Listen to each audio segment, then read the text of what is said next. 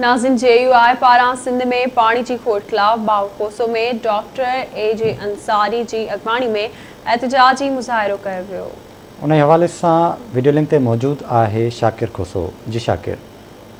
JUI तरफा बावकोसो के main चौक ते सॼी सिंध में पानी खोट खिलाफ एहतजाजी रैली कढी वही है। इते मौजूद आहिनि JUI जा अगवान। असीं उन्हनि सां ॻाल्हि ॿोल कंदासीं तो उन्हनि जो इन हवाले सां छा चवणु आहे। सिंध के 91 अकार्ड के तहत पानी नथो ॾिनो वञे, जंहिंजे करे ज़मीनूं असांजूं बंदर लॻियूं पियूं आहिनि। डेल्टा जेको तबाह थी चुको आहे। हिन वक़्त ताईं 35 लाख एकड़ ज़मीन जेका आहे सिंध जी बंजर बणिजी चुकी आहे। पानी जो खोट इहो हथरादी हुआ सिंध हुकूमत इन में मुलविस आहे।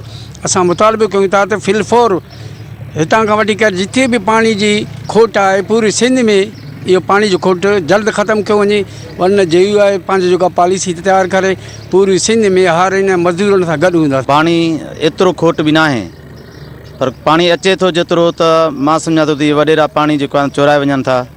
ऐं ख़ासि करे जेके अबोज माण्हू आहिनि, ग़रीब माण्हू आहिनि, मिसकिन माण्हू आहिनि, ॼाणे वाणी उन्हनि खे जेको पानी नथो ॾिनो वञे। असां भी हुकूमत खां इहो मुतालबो करणु चाहियूं था इन आवाम जे वसात सां त जेको आहे अवाम में ग़रीबनि में हारियुनि में बेचैनी आहे पानी जे करे।